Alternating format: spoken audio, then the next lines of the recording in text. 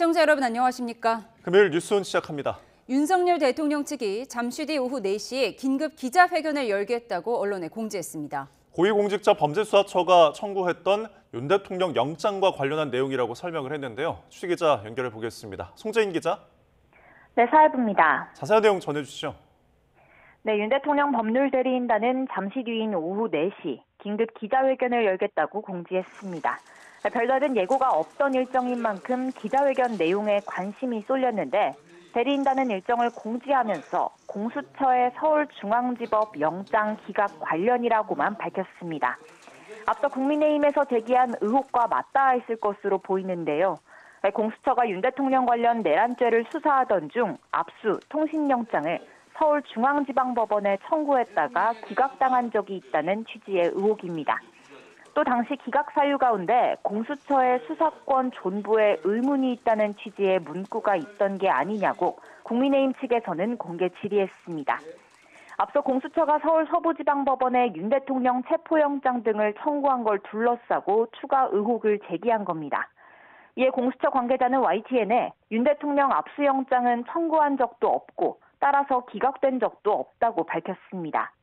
통신영장의 경우 수사 초기 윤 대통령과 국무위원들을 대상으로 서울중앙지법에 청구했다가 기각된 건 사실이지만 공수처의 수사 권한을 문제 삼은 게 아니라 여러 수사기관이 중복해 영장을 청구한 만큼 정리가 필요하다는 게 당시 기각 사유였다고 강조했습니다. 이에 따르면 이번 영장 기각 의혹은 사실과는 거리가 있는 셈인데 윤 대통령 측 기자회견 내용은 들어오는 대로 다시 자세히 전해드리겠습니다. 지금까지 사회부에서 YTN 송재인입니다. 대통령 측 기자회견 내용은 잠시 후에 생중계로 전해드리도록 하겠습니다. 그런가 하면 윤석열 대통령이 자신의 체포영장 집행을 저지하도록 경호처에 지시한 정황도 경찰에 포착됐습니다. 관저 정문 안으로 공수처와 경찰이 진입하지 못하게 하라고 말하거나 김성훈 경호차장과 영장 집행 저지와 관련해 문자 메시지를 주고받은 것으로 파악했습니다. 사회부 연결합니다. 정현우 기자, 경찰 수사 내용 먼저 전해주시죠. 네, 윤 대통령이 자신에 대한 체포영장 집행을 저지하도록 경호처 직원들에게 지시한 정황을 경찰이 수사 과정에서 포착했습니다. 경찰 비상기업특별수사단은 김성훈 경호처 차장의 주거지 등을 압수수색해 확보했던 휴대전화를 분석해왔는데요. 경찰은 윤 대통령 체포영장 집행 1차 시도가 있던 지난달 3일 윤 대통령과 김 차장 사이 문자 메시지가 오간 것으로 파악했습니다. 보안성 높은 앱인 시그널을 이용해 김 차장은 7차례, 윤 대통령은 1차례 서로에게 메시지를 보낸 것으로 확인됐습니다. 또 당일 점심쯤엔 윤 대통령이 김 차장과 박종준 전 경호처장을 불러 관저 이정문으로는 들어오지 못하게 하라라고 말한 것으로 보고 있습니다. 실제로 당시 경호처는 정문에 인간띠를 만들고 공수처와 경찰 인력을 막았습니다. 그동안 경찰 조사에서 김 차장은 윤 대통령의 저지 지시는 없었다고 주장했지만 반대되는 정황이 확인된 겁니다. 경찰은 또 1차 시도가 무산되고 나흘이 지난 지난달 7일엔 2차 체포영장 집행에 대비하는 것으로 보이는 문자가 둘 사이의 오간 정황을 포착했습니다. 경찰은 김 차장이 철통 갖지 마겠다라고 메시지를 보내자 윤 대통령은 국군 통수권자의 안전만 생각하라, 경호구역을 완벽하게 통제하라라고 말한 것으로 파악됐습니다. 김 차장은 이에 대해 직원들에게 주지시키겠다면서 충성을 다하겠다고 답한 것으로 전해졌습니다. 네, 윤 대통령은 영장 집행을 방해한 혐의로도 추가 입건돼 있는 거죠? 네, 내란 수계 혐의로 구속 기소된 상태인 윤 대통령은 특수 공무집행 방해 혐의로도 경찰에 입건돼 있습니다. 앞서 조국혁신당이 영장 집행 저지와 관련해 윤 대통령과 경호처 관계자들을 고발했기 때문입니다. 다만 내란 또는 외환해제가 아니면 현직 대통령은 헌법에 따라 형사상 소추되지 않는 만큼 해당 혐의로 당장 재판에 넘겨지진 않습니다. 경찰은 김성훈 경호처 차장의 구속영장을 검찰에 신청하면서 이러한 윤 대통령의 영장 집행 방해 지시 내용도 적시했다고 설명했습니다. 하지만 검찰은 경찰이 신청한 김성훈 차장의 구속영장을 지금까지 3차례 기각한 상태입니다. 경찰은 공수처로 김 차장 사건을 넘겨서 법원에 직접 구속영장을 청구할 수 있게끔 하는 방안 등을 검토하고 있습니다. 지금까지 사회부에서 YTN 정현우입니다. 다음 주 화요일 윤석열 대통령 탄핵 심판 변론 절차가 모두 마무리됩니다. 오늘 재판부는 평일을 열고 채택된 증거와 증언을 검토하고 있는데 전례에 따라 3월 중순에는 파면 여부가 가려질 것으로 전망됩니다. 자세한 내용 취재기자 연결해 알아보겠습니다. 차정현 기자. 네, 헌법재판소입니다. 네, 대통령의 탄핵 소추안이 의결되고 73일 만에 변론이 종결되는 거네요. 네, 그렇습니다. 헌법재판소는 탄핵소추안 의결 73일 만인 다음 주 화요일 오후 2시 윤 대통령 탄핵 심판의 마지막 변론 기일을 진행합니다. 헌재는 증거조사를 먼저 거친 뒤 국회와 윤 대통령 대리인단의 최종 의견을 들을 계획입니다. 국회 측은 비상계엄이 위헌 위법하게 선포됐다며 대통령의 파면의 필요성을 주장하고 윤 대통령 측은 야당 폭주로 인한 경고성 계엄이었다며 기각을 재차 요청할 것으로 보입니다. 이후에는 이번 탄핵 심판의 청구인과 피청구인이죠. 정청래 국회 탄핵소추위원단장과 윤 대통령이 각각 시간 제한 없이 최종 의견을 진술할 예정입니다.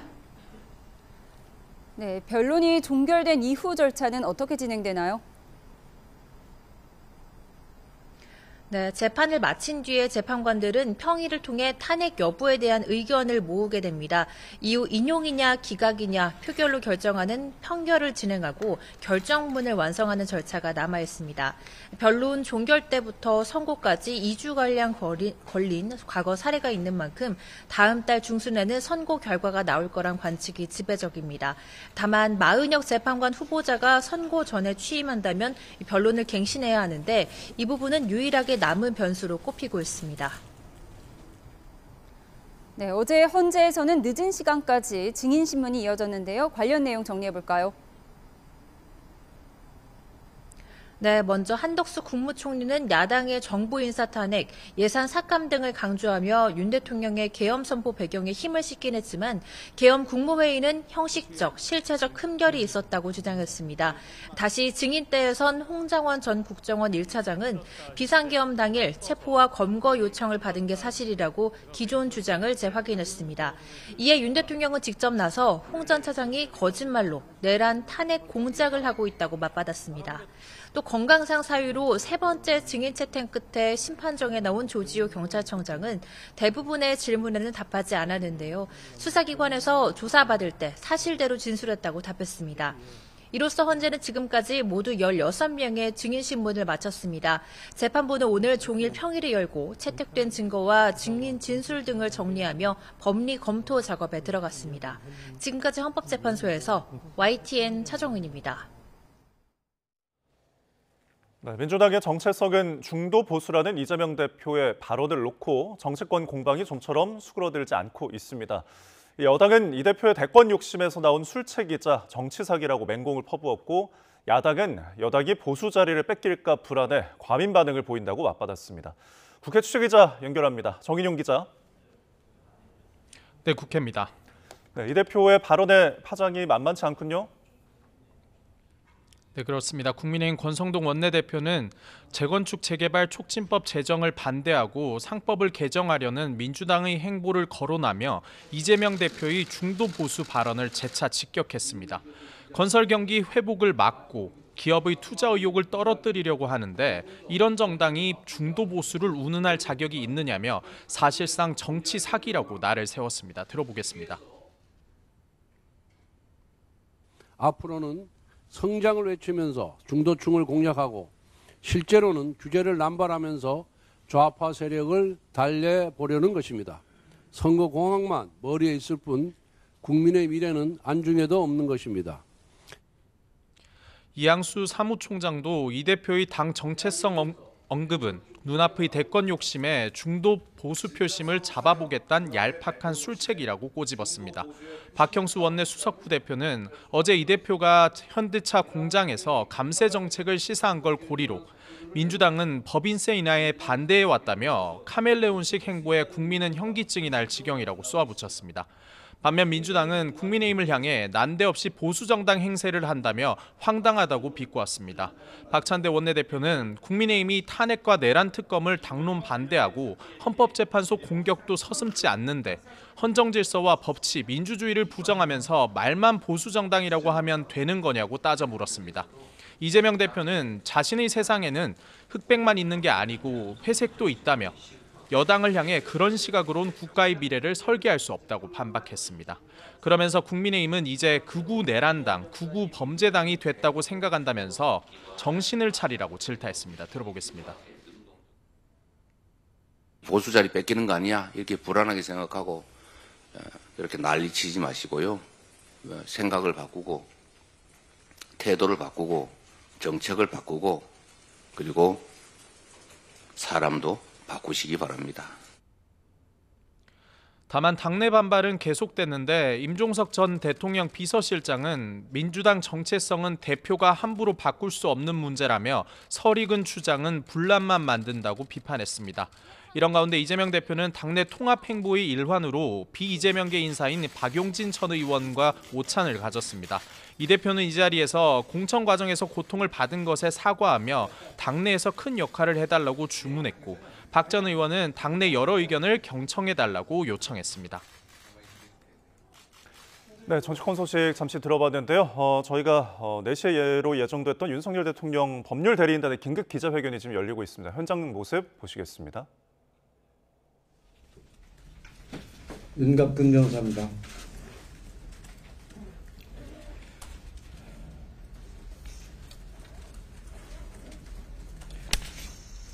공수처가 서울중앙지법의 대통령과 관계자들에 대한 압수수색 영장, 통신영장을 청구했으나 기각당한 사실이 확인되었습니다. 대통령 변호인단은 대통령에 대한 수사기록 7만 쪽을 뒤져 이에 대한 자료들을 찾을 수 있었습니다. 공수처는 윤석열 대통령 사건 관련하여 체포영장 이외에 압수수색영장, 통신영장 등을 중앙지방법원에 청구한 적이 없는지라는 국민의힘 주진우 의원의 서면 질의에 대해 고위공직자범죄수사처는 서울중앙지방법원에 윤석열 대통령 영장을 청구한 사실이 없습니다라고 공식 회신하였습니다. 그러나 수사기록을 확인한 바 2024년 12월 6일 윤석열 대통령을 피의자로 명기한 압수수색영장을 청구했다가 기각되었으며 같은 날 윤석열 대통령에 대한 통신영장 역시 기각되었습니다. 명백한 거짓말로 국민을 기만한 것입니다. 공수처는 서울중앙지방법원에서 압수수색영장과 통신영장이 기각되자 2024년 12월 30일 체포영장과 압수수색영장을 서울 서부지방법원에 청구하였습니다. 중앙지방법원에서 통신영장조차 기각을 당하자 서부지법으로 영장 쇼핑을 나선 것입니다. 공수처가 공수처법에 규정된 관할 중앙지법을 피해 굳이 서부지법으로 간 이유는 명백하다 할 것입니다.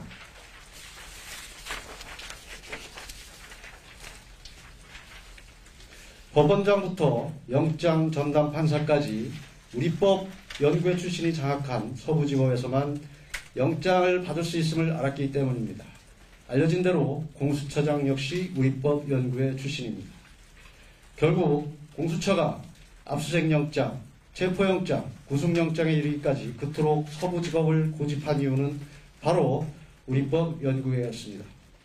대통령 관저가 용산에 있어서가 아니라 자신들과 짬짬이를 할 우리법 연구회가 서울 서부지법에 있기 때문이었습니다. 이는 우리법 연구회 수사기관과 우리법 연구회 법원이 불법을 동원하여 대통령을 체포하고 수사한 것으로 이야말로 국헌문란 행위이며 내란죄입니다. 또한 검사와 사법경찰관의 상호 협력과 일반적 수사 준칙에 관한 규정은 체포영장, 구속영장, 압수수색영장 등을 신청하였다가 기각된 후 다시 청구할 때 청구 이력과 사유를 기재하도록 규정하고 있습니다. 이는 수사기관이 수사를 함에 있어서 다른 판사가 이전에 영장을 기각한 사유를 참고하도록 하고 그러한 사유가 보완되는지 판단하도록 하기 위한 것입니다. 그러나 공수처는 청구 이력도 기재하지 않고 압수수색영장과 체포영장을 다시 청구해 발부받았습니다. 이 또한 명백한 위법이라 할 것입니다.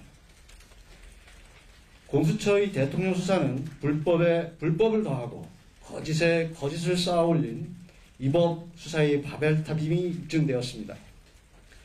위법한 영장을 청구하고 위법한 영장에 근거하여 대통령을 체포하고 불법으로 대통령을 감금한 공수처장과 공수처에 대해 반드시 그 책임을 무겁게 물을 것입니다.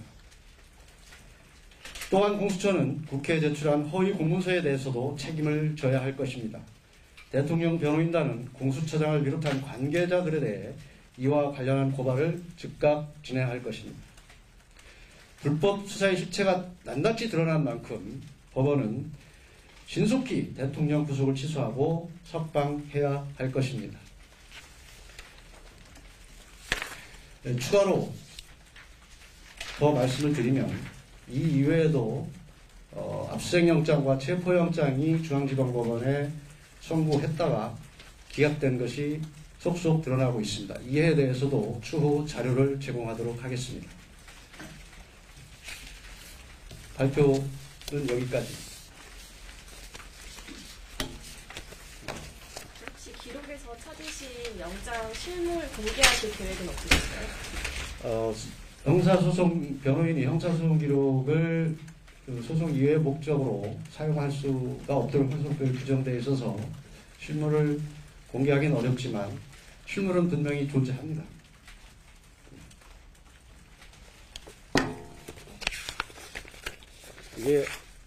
이것이 압수수색 영장이고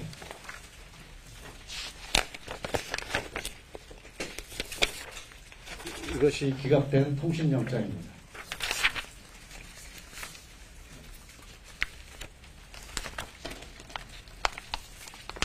혹시 기각 사유에 대해서는 알고 있을까요? 기각 사유는 전체를 종합해서 따로 말씀을 드리겠습니다. 지금 계속 영장을 찾고 있어서 추가 2건이 좀 다시 발견됐고 계속 찾고 있습니다. 공수처 청구 영장만 있나요? 지금 말씀드린 건 공수처 청구 영장입니다.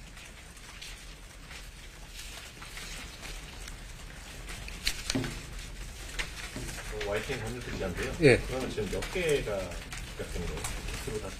지금 이제 압수수색영장, 통신영장, 다시 압수수색영장, 체포영장 그래서 4건입니다.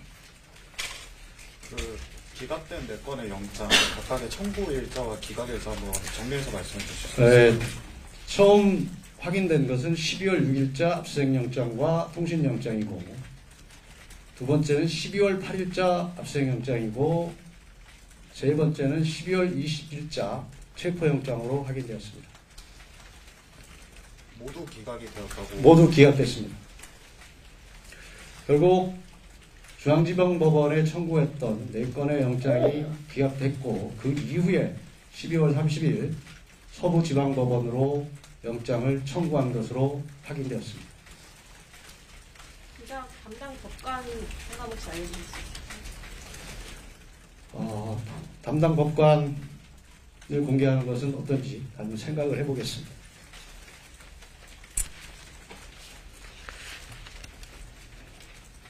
그러면 지금 청구 일자랑 기각 일자까지 말씀을 해주셨는데 그럼 각각의 기각 사유에 대해서도 확인을 하셨을 것 같아서 아직 다 확인을 못해서 한꺼번에 말씀드린다고 말씀드립니다. 그럼 확인하신 사유 중에 공수처의 수사권 관련한 이야기가 있었는지 말씀. 차후에 종합해서 말씀드리겠습니다.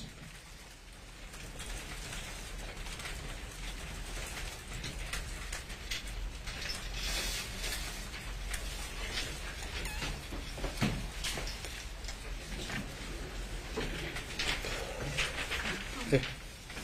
사유 중에 수사권 중에 어떤 의문 있다는 취지의 문구가 있다고 보시는 거예요? 전체를 확인해서 종합해서 그때 말씀을 드리겠습니다. 계속 지금 확인 중에 있으니까요. YTN 법률특위 한 번만 더 확인 좀 드리면 그러니까 체포영장도 서울중앙지법에 공수처가 냈다가 기각된 사실이 있다는 말씀이신 거죠? 윤 대통령에 대해서? 아닙니다. 윤 대통령에 대한 건 아닙니다. 체포영장. 관련된 인물에 대한 체포영장입니다. 관련 인물이요? 예. 4건 중에 윤석열 대통령에 대한 건 몇 건인가요? 그러니까 본인에 대해서. 지금 본인에 대해서 확인한 건 2건이 확인된 거죠. 예. 그러니까 2건은 본인이 또 2건 관련자고요. 좀 더 확인을 해보겠습니다. 지금 2건은 확실하고 한 건은 관련자고 한 건은 지금 윤석열 대통령에 대한 것으로 보이는데 좀 더 확인이 필요합니다. 그 영장에 그 관련자들 여러 명을 넣어서 청구한 영장이 있고 단독으로 청구한 영장이 있어서 그걸 좀 정리가 필요합니다. MBC 솔루션인데요. 중복 요청으로 기각된 가능성도 있는 거 아닌가요? 그러니까 그 부분에 대해서 전체가 확인되면 한 번에 종합해서 말씀을 드리겠습니다.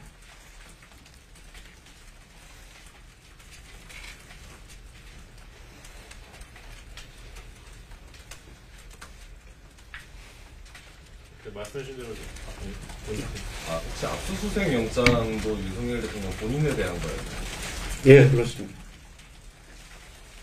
압수영장은 여러 명의 같이 포함해서 청구가 됐고 통신영장도 여러 명과 같이 청구가 됐습니다. 그 여러 명이 혹시 국무위원이라고 봐야 되는 건지 아니면 대통령실이나 경호처 관계자? 거기는 없습니다. 지금 구속되어 있는 분들이 대부분이고 국무위원은 한 명인가 있는 것, 통신영장에 있었던 것 같습니다.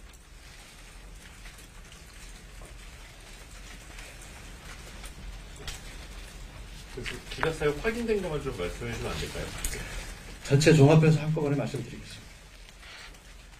말씀해 주실 수 있는 시점 대략적으로 언제쯤 정확히 오늘 중으로 저희들이 분석이 끝나면 말씀을 해드릴 수 있을 것 오늘 같습니다. 중에 예, 빠르면 오늘 중이고 늦으면 내일은 말씀드릴 수 있을 네, 윤석열 대통령 법률대리인단의 윤곽근 변호사의 기자회견 보고 오셨습니다. 공수처가 중앙지법에 압수수색 통신영장을 청구했으나 기각이 됐다라는 내용을 확인을 한 것을 발표를 했고요. 위법한 영장 청구와 수사라는 입장을 여전히 밝히는 모습 보고 오셨습니다. 자세한 내용은 더 들어오는 대로 전해드리도록 하겠습니다. 자, 저희가 긴급 기자회견 중계로 잠시 중단했던 국회 취재기자 연결해서 또 자세한 내용 들어보도록 하겠습니다. 오늘 국회에서는 국정조사 특별위원회 4차 청문회가 열렸는데요. 정인용 기자, 관련해서 주요 내용도 정리해 주시죠. 네, 우선 계엄 이튿날 새벽 1시쯤 특수전 사령부가 국회 본청 지하 1층을 약 6분간 단전 조치를 한 게 도마에 올랐습니다. 공수 여단장은 관련 질문에 곽종근 전 사령관이 필요하면 전기라도 끊으라고 자신에게 지시했고 대통령 지시냐는 물음에 곽 전 사령관은 대통령이 문을 부숴서라도 의원을 끄집어내라고 했다고 전해 들었다고 답했습니다. 청문회에서는 이진우 전 수방사령관이 계엄 당시 국회에 병력을 투입하기 위해 수차례 국회 기란내를 요청했다는 증언도 나왔습니다.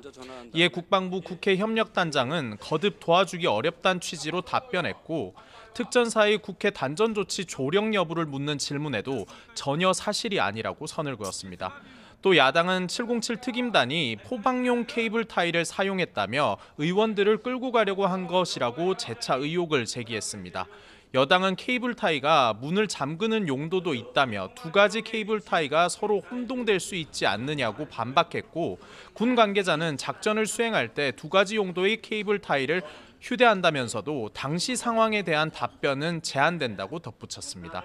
특위는 행정부 수장이 국회의 감시 권한을 거부하고 있다며 지난 1차, 2차 청문회에 이어 야당 주도로 윤 대통령 동행명령장을 또다시 발부했습니다. 이에 여당은 현재 대통령이 구속돼 있는데 청문회를 할 때마다 동행명령장을 발부하는 건 망신주기라고 강하게 반발했습니다. 지금까지 국회에서 YTN 정인용입니다.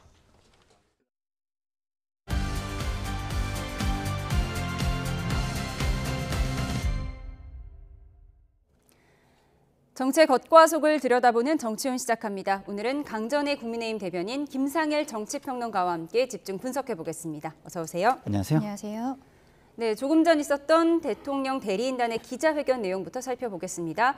공수처가 서부지법에 대통령에 대한 체포영장을 청구하기 전에 중앙지법에 통신과 압수수색 영장을 청구했다가 기각된 걸 알리지 않았다는 내용인 거죠. 법적으로 맞습니다. 어느 부분이 저촉이 되는 거죠?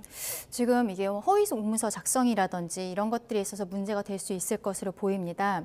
지금 대통령 변호인 측에서 조금 아까 이야기한 내용이 실상 국민의힘 법률자문위원장의 주진우 의원이 오늘 오후에 또 의혹을 제기했던 내용과 맞닿아있는 부분이 있는데요. 대통령에 대한 기록이 한 7만 페이지 정도가 된다라고 검찰에서 밝힌 바 바가 있습니다.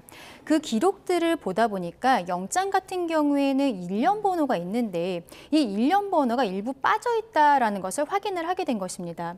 그리고 주진우 의원이 본인이 제보를 받은 바에 따르면 이게 서부지방법원에서 영장을 발부받은 것에 대해서 원칙에서 벗어나는 것이 아니냐라는 이야기들이 계속 있지 않았습니까? 그래서 과거에 주진우 의원이 중앙지법에서 대통령에 대한 영장이 발부된 적이 있느냐라고 질문을 했을 때 지금 법원 측에서는 처음에는 없다라고 이야기했다가 나중에는 답변할 수 없다라고 대답을 바뀐 바가 있었습니다. 그런데 그 과정에 있어서 이제 서류를 확인을 해보고 또 제보받은 바를 확인을 해보니까 대통령에 대해서도 지금 이야기하는 것은 12월 6일자로 압수수색 영장이 청구가 되었고 같은 날 통신영장도 청구가 되었는데 이것들이 기각이 되었었다라는 것입니다. 그리고 대통령이 아닌 다른 사람들에 대한 부분에 있어서도 12월 8일 압수영장과 그리고 12월 20일에 체포영장 이런 것들이 다 기각이 되었었다라는 것이죠. 그리고 공수처가 그 이후에 12월 30일이 되어서는 서부지방법원에 청구를 했다라는 것을 확인했다라고 지금 변호인 측에서 이야기를 하고 있습니다. 공수처의 수사권이 문제가 있다라고 법원에서 판단한 것인지 여기에 대해서는 변호인 측에서는 조금 더 서류를 확인해야 된다. 아마 지금 막 확인을 한 것 같아요. 예. 그래서 가능하면 오늘 안에 정리를 해서 이제 브리핑을 하겠다라고 이야기를 하고 있는데 공수처의 수사권에 대한 부분들을 정확하게 짚은 것인지까지는 아직 확인되지 않았습니다만 어쨌든 대통령에 대한 영장들에 대해서 중앙지방법원에서 기각을 한 사유가 있을 것이고요. 그리고 이러한 한번 기각이 됐을 때는 그 다음번에 영장을 청구할 때 기각됐던 내용들을 써야 되는데 서부지방법원에 제출을 했었던 영장 청구서에는 중앙지법에서 기각된 내용이 없다라는 거예요. 그래서 아까 제가 허위 공문서 작성이나 이런 문제가 있을 수 있다라고 말씀드렸던 것입니다.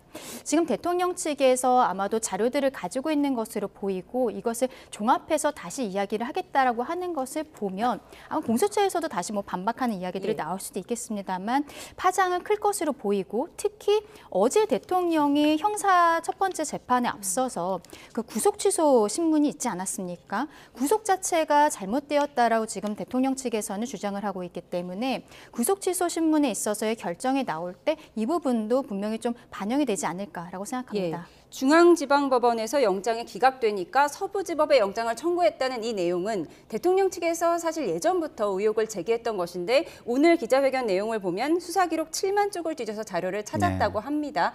네, 어떤 영향을 줄 거라고 보세요? 이제 구속 취소 신문 말씀하셨는데 향후 형사재판에 영향을 줄 거라고 보세요? 기본적으로 형사재판에는 좀 영향이 있을 것으로 보여요. 왜냐하면 대통령 그 수사와 관련해서는 공수처가 거의 전담하다시피 했거든요. 물론 탄핵 심판은 그렇진 않습니다. 그 외에 검찰 조사라든가 형사 경찰, 검찰의 수사 자료라든가 이런 것들이 다 증거로 쓰이고 있기 때문에 일부 공수처의 수사 자료가 문제가 있더라도 탄핵 심판을 하는 데는 큰 문제는 없을 것으로 보이는데 형사 재판과 관련해서는 조금 어디까지 이 수사가 적법하게 인정이 되느냐의 부분이 논란이 될 것으로 좀 보이고요. 어쨌든 이 사유가 수사권과 관련된 사유냐가 굉장히 중요할 것 같아요. 공수처 수사권과 관련된 사유라면 굉장히 결정적인 영향을 미치지 않을까 이런 우려가 좀 들고 근데 수사권과 관련된 것이 아니라 다른 것이었다면 좀 전에 우리 변호사님 말씀하신 대로 공문서 작성을 제대로 안 한 공수처의 문제로 귀결될 수도 있고 형사 재판에 대한 영향은 조금 제한적으로 바뀔 수도 있다 이런 생각이 듭니다. 예, 공수처에서 앞선 국민의힘 기자회견에 대해서 반박 의견을 내긴 했는데요. 저희가 좀 정리해드리면 통신영장의 경우 윤 대통령과 국무위원회에 대해서 청구를 했다가 기각된 사실은 있다. 다만 그 사유가 중복 수사에 대한 것이었다고 설명한 바가 있습니다. 이에 대해서 대통령 측은 기각 사유는 다시 한번 확인해서 공지하겠다고 말한 상황이고요. 저희가 이와 관련해서 속보가 들어오면 다시 한번 전해드리도록 하겠습니다.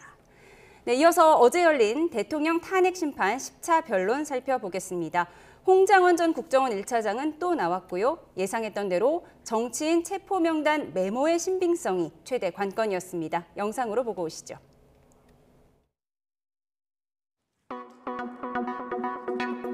이런 분들이 이제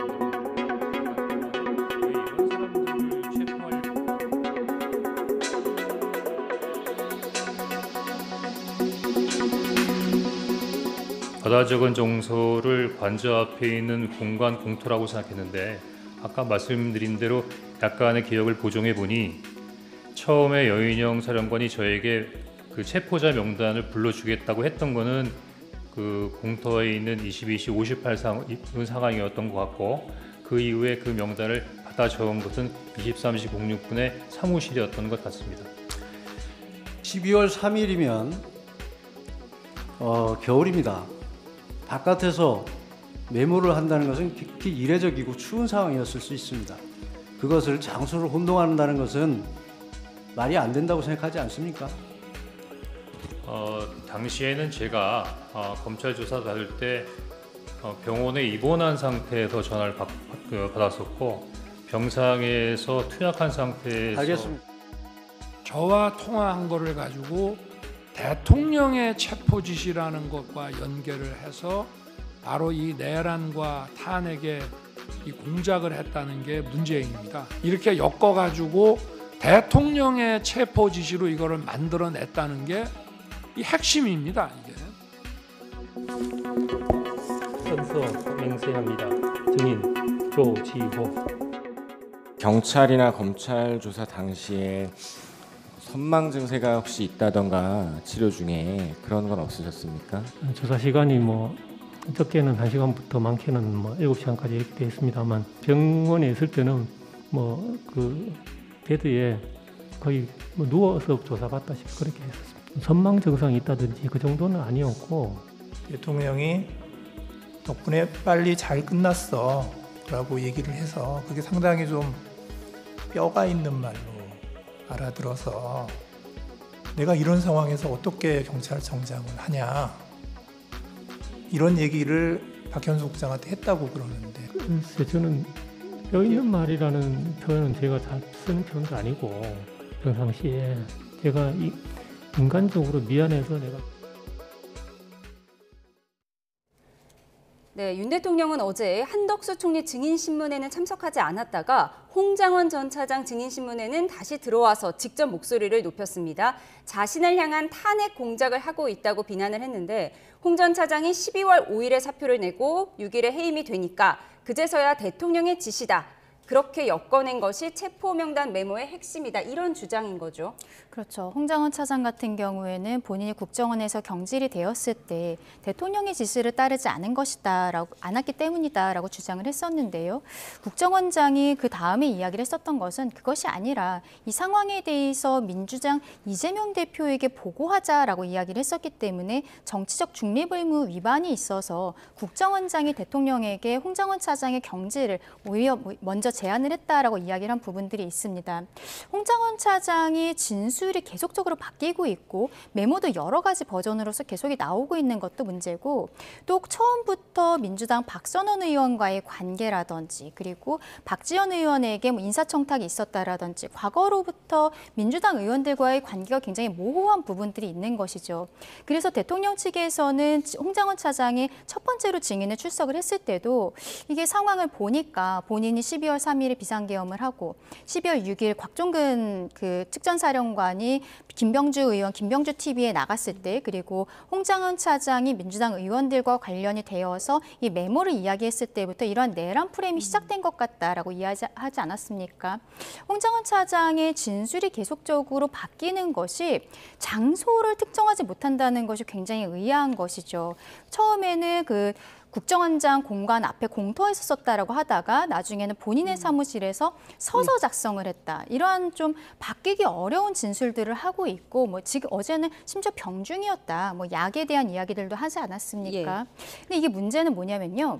초반에 썼던 원본 메모가 어디에 있는지 오리무중이라는 거예요. 지금 그 대통령 측에서는 홍장원 차장이 이것을 어떤 정치적인 공작에 쓴 것이 아니냐라고 생각을 강하게 하고 있는 것으로 보이는데 홍장원 차장도 처음에 본인의 메모를 꾸겨서 버렸다라는 형태로 이야기하고 두 번째 보좌관의 메모 같은 경우에도 불필요한 내용이 너무 많아서 폐기했다는 형태로 지금 이야기를 하고 있습니다. 마지막 메모는 어제 가지고 나왔죠. 예, 그렇죠. 지금 이 앞에 있는 메모에 대해서도 제대로 이야기하지 못하고 있을 뿐만 아니라 처음에 정영식 재판관이 이야기를 했을 때도 아니 그 국정원 같은 경우는 체포나 이런 걸 할 수 없는데 왜 검거 요청이라고 써 있는 것입니까? 검거 지원이 아니라. 근데 본인은 그냥 오타라고 이야기를 하는 거잖아요.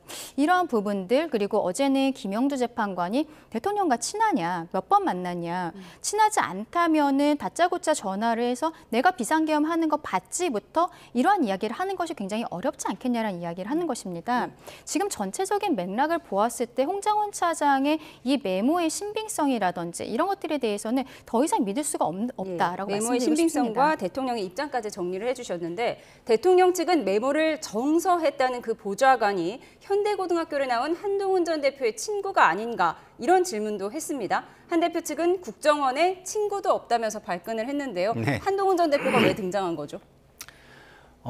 기본적으로 한동훈 대표가 그 탄핵에 찬성을 하고 계엄 해제에 적극적으로 나섰고 그러니까 반대되는 입장의 주요 인사 중에 하나잖아요. 그렇기 때문에 거기와 좀 이렇게 협조 관계에 있는 사람이 이것을 한 것이 아니냐라는 어떤 의구심을 제기하기 위한 것으로 보이는데요.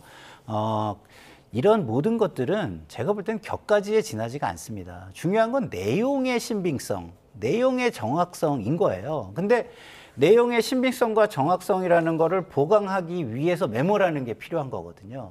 근데 이 메모가 없어도 저 내용의 신빙성은요, 다른 증인들의 진술로 이미 확인이 되고 있는 거예요. 근데 왜 메모를 가지고 이렇게 집착을 하느냐? 요거 가지고 전체를 좀 이렇게 혼란을 주려는 의도가 저는 강하다고 봅니다. 이 메모의 내용이 일부 틀렸다고 치고요. 작성 경위가 일부 틀렸다고 치더라도 그럼 다른 사람들과의 내용이 왜 일치하죠?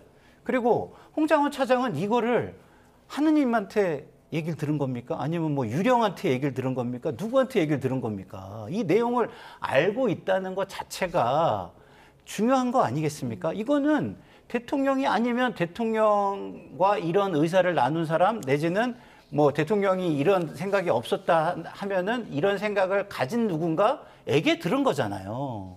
그러면 그 내용이 중요한 것이지 왜 저 메모가 100% 정확하지 않냐, 정확하냐, 저게 작성된 게 뭐 그 경위가 정확하게 기억이 일치해야 되냐, 그게 왜 중요하죠?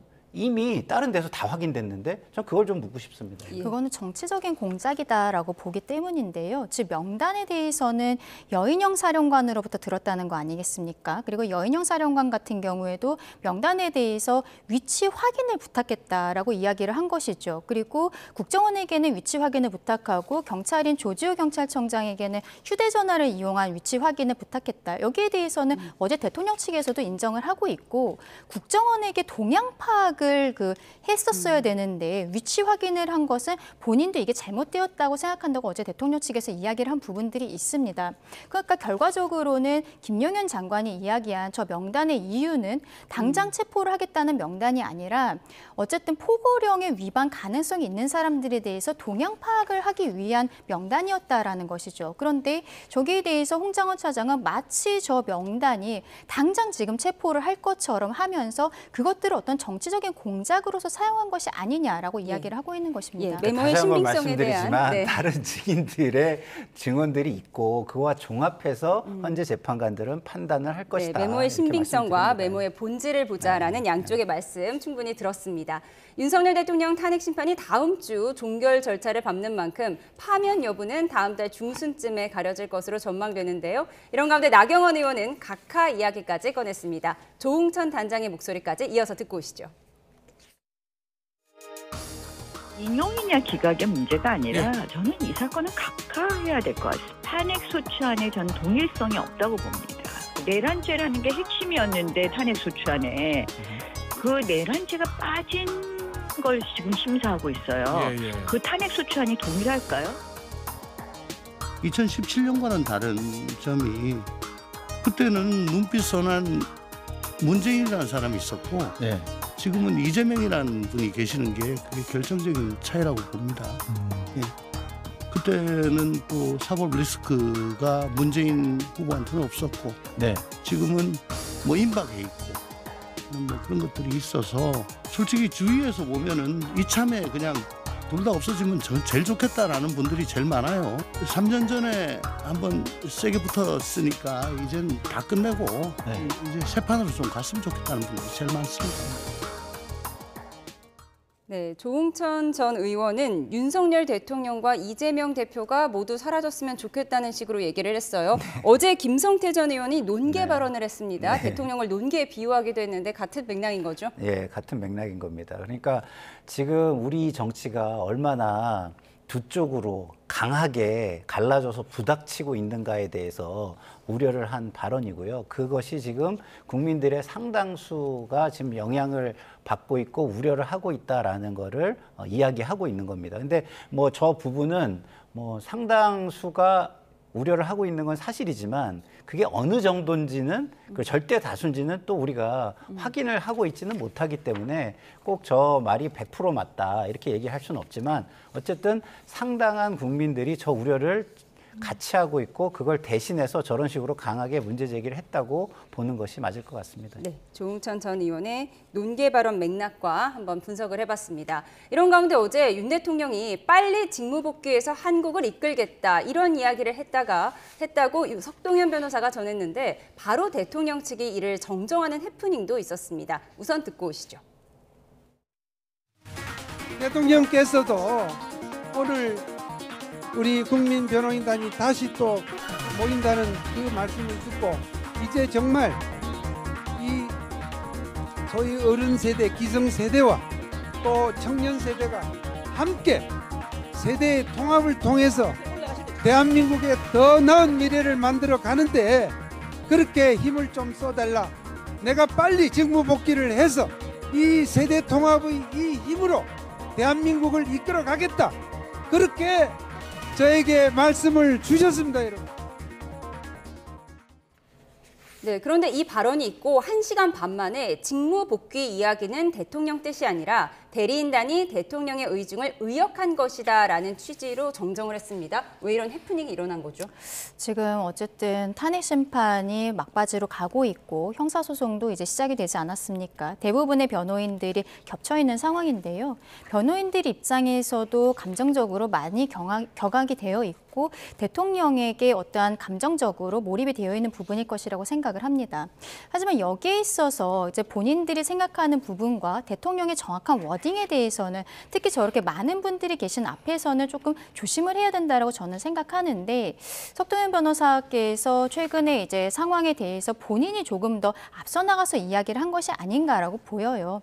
저러한 말을 하시는 이유라든지 그 감정에 대해서는 잘 알겠습니다만 지금은 한마디 한마디가 어떻게 보면은 탄핵 심판에 있어서 헌법재판소 재판관들도 모두 다 지켜보고 있는 상황이거든요. 그래서 조금 더 조심해야 되지 않을까라고 생각합니다. 네, 이렇게 되면서 윤 대통령의 탄핵 심판과 이재명 대표의 공직선거법 위반 사건 항소심 재판이 다음 달 중 비슷한 시기에 선고될 가능성이 커졌는데요. 네. 어떻게 전망하세요? 네, 저는 뭐 처음부터 방송에서도 그렇게 얘기를 했죠. 왜냐하면 재판부도 이게 지금 국민들이 양쪽으로 갈라져서 지금 대립하고 있는 것들을 감안하지 않을 수 없을 거라고 저는 봐요. 그러면은 그런 부분을 생각한다면 대부분 이 두 사건을 비슷한 시기에 하는 것이 국민들이 볼 때도 논란이 좀 덜하겠구나 이런 생각은 저는 할 거라고 계속 생각을 했거든요. 그래서 헌재 재판과 2심 재판이 비슷한 시기에 나올 것이다라는 얘기를 저는 이전부터 해왔고 그런 것들의 맥락이라고 저는 아직도 해석을 합니다. 너무나 중요한 3월이 될 것 같습니다. 이런 가운데 이재명 대표의 중도 보수 선언 후폭풍이 아주 거셉니다. 비명계에서는 빨간 가치를 추구하냐며 공세를 퍼부었고 여권에서는 국민의힘에 입당하는 거냐며 비꼬는 목소리도 나왔는데요. 듣고 오시죠. 중도 보수 논쟁이 한참인데 세상이란 흑백만 있는 게 아닙니다. 어떻게 흰색 아니면 검은색이라고 주장을 합니까? 회색도 있는 거죠. 회색이 나쁜 게 아닙니다. 어떻게 세상을 흑백으로만 봐요? 보수 아니면 진보입니까? 김대중 대통령 또 문재인 대통령께서도 우리 당의 입장을 보수 또는 중도 보수라고 많이 말씀하셨습니다. 이처럼 이재명 대표가 말한 중도 보수는 사실상 두 길 보기 정치 사기입니다. 선거 공학만 머리에 있을 뿐 국민의 미래는 안중에도 없는 것입니다.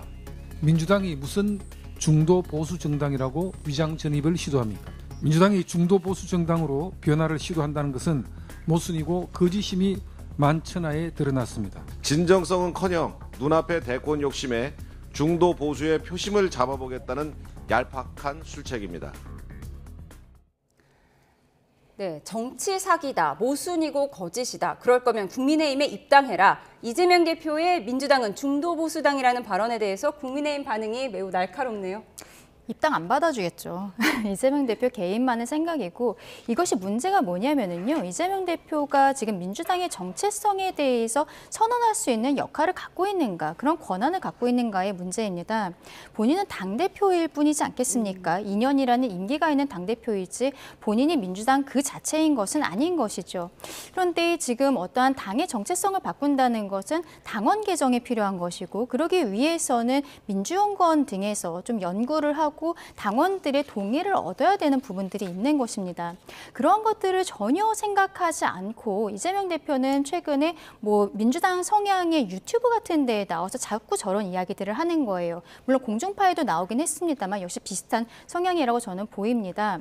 52시간제 예외에 대한 부분이라든지 이런 것들이 있어서 당내에 있어서의 정책위 진성준 의장 같은 경우에도 명시적으로 여기에 반대를 하고 근데 이재명 대표는 계속적으로 먼저 지르고 그 다음에 이건 안 되겠다, 노총 같은 데를 설득할 수가 없다라고 하면서 다시 되돌이키고 이런 형태로 이야기를 하고 있기 때문에 국민의힘 입장에서는 실상 지금 국정이 굉장히 혼란스러운 상황 아니겠습니까? 거대 야당과 함께 국정을 협의해 나가야 되는 상황에서 이것을 진행할 수가 없는 것이죠. 근데 이것을 지금 민주당 내에서도 여러 이재명 대표에 대해서 비판하는 말들이 있습니다만 문제는 이재명 1급 체제가 지난 총선 이후로 너무 공고화됐다는 거예요. 그래서 다른 사람들이 여기에 대해 비판하는 이야기를 해도 이재명 대표가 전혀 듣지 않고 있다는 것, 이것이 민주당의 현 주소라고 생각합니다. 예, 민주당 내에서도 이 대표가 선을 넘었다 이런 지적이 나오는 가운데 임종석 전 실장은 설익은 주장이다 이렇게 비판에 가세했습니다. 그런 가운데 이 대표와 지도부는 문 전 대통령과 김대중 전 대통령도 중도 보수 말씀하셨다 이렇게 주장하고 있어요. 네, 중도 보수나 중도 우파 얘기를 하시긴 했죠. 같은 맥락인가요? 같은 맥락이라고 보기는 좀 어렵겠죠. 왜냐하면은 김대중 대통령 같은 경우는 본인에게 씌워지는 어떤 일종의 빨갱이 이런 이미지 이런 거에 대한 어떤 대응 차원에서 말씀하신 부분이 있고 저는 이재명 대표가 또 지금 살고 있는 이 지금 시기 자체도 그때의 시기와는 굉장히 환경과 시기가 많이 다르기 때문에 꼭 같은 말이라고 볼 수는 없고 오히려 지금 현재의 이재명 대표의 대선 전략 차원의 말이었다 이렇게 저는 생각을 하는데요. 근데 전략이라는 거는 효과가 긍정적인 효과가 커야 되는 거잖아요. 근데 이것이 과연 긍정적인 효과가 클 만한 전략이고 발언이었는지는 이 대표 스스로 좀 생각을 해봤으면 좋겠는 게 저도 20년 가까이 당비를 내는 당원이지만 제가 민주당을 선택했을 때는 분명한 것은 뭐냐, 다른 정당과의 다른 정체성을, 지향성을 보고 선택을 한 것이거든요. 그 정체성이라는 것이 그렇죠. 진보를 진보 향한 그리고 사회적 약자를 향한 아니면 어떤 복지나 어쨌든 진보가 추구하는 정책적 가치나 이런 것들을 보고 한 것이기 때문에 우리가 거기에 지금 한참 못 미치는 정책을 할 수밖에 없는 현실일자 하더라도 그 방향성과 정체성 자체를 흔드는 듯한 발언은 제가 볼 때는 좋은 전략이 아니라 부정적인 효과도 상당히 나을 수 있고 비판하는 사람이 많이 나올 수 있는 전략이다. 그래서 저거는 제가 대선 전략으로서 방향을 글로 가져가는 거는 그렇게 할 수 있지만 선을 좀 넘어서 과하게 표현을 한 것이 아닌가 이런 생각은 좀 듭니다. 이재명 대표의 중도 보수 선언 조금 과하다고 평가를 해주셨습니다. 이런 목소리가 표현이 과하다. 네, 그런 목소리가 이제 비명계 내에서 많이 나오고 있는데 오늘 이재명 대표와 비명계인 박용진 전 의원이 만났습니다. 어떤 이야기가 오갈지 만남 전부터 관심이 모아졌었는데요. 박용진 전 의원의 목소리 듣고 오시죠. 지난 일은 지난 일이고요. 과거에 붙잡히면 미래로 나갈 수 없고 지난 악연의 얽매이면 새로운 인연을 만들 수가 없죠. 내부에서 어떠셨어요? 안 싸웠어요. 분위기 나쁠 거 없었고, 아까 말씀드린 것처럼 이제 이 자리에 오기까지 생각은 많았지만 힘 합쳐서 이겨야 될 거 아니에요. 국민들 불안 덜어드려야 될 거 아니에요. 네, 이재명 대표가 먼저 전화해서 만났다고 하는데요. 이재명 대표는 앞으로 더 큰 역할을 같이 만들자라는 말을 했다고 합니다. 네. 박용진 전 의원은 우리 안 싸웠다. 네. 악연의 엉망이면 새로운 인연도 만들 수 없다. 이렇게 했는데 그럼 네. 앙금이 풀린 거예요? 그거는 좀 더 지켜봐야 되겠죠. 일단 첫 발은 띄었다. 그러니까 그것이 이제 가시적인 성과로 결과물로까지 도달할지는 조금 더 시간을 보고 지켜봐야 되는 게요.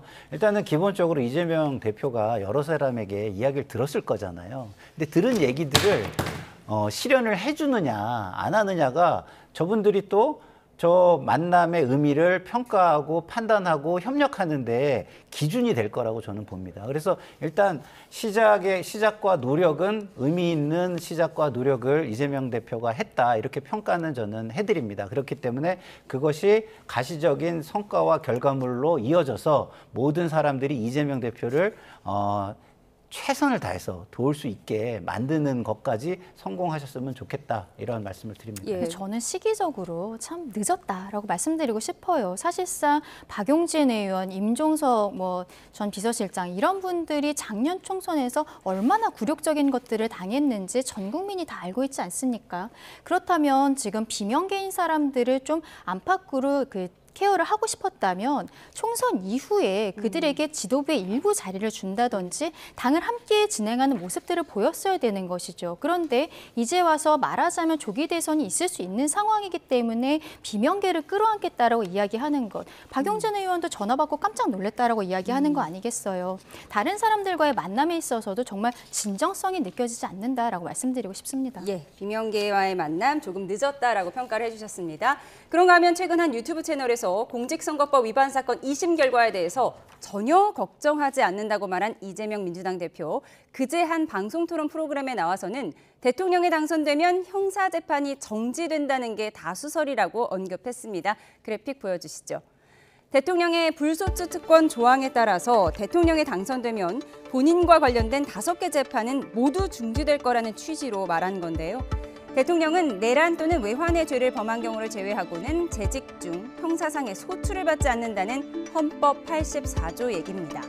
정치권과 법조계에서는 대통령에 당선되기 전 기소된 사건으로는 재판이 중지되지 않는다는 견해, 그리고 대통령 재임 중에는 모든 재판이 중지된다는 의견이 갈리고 있는데요.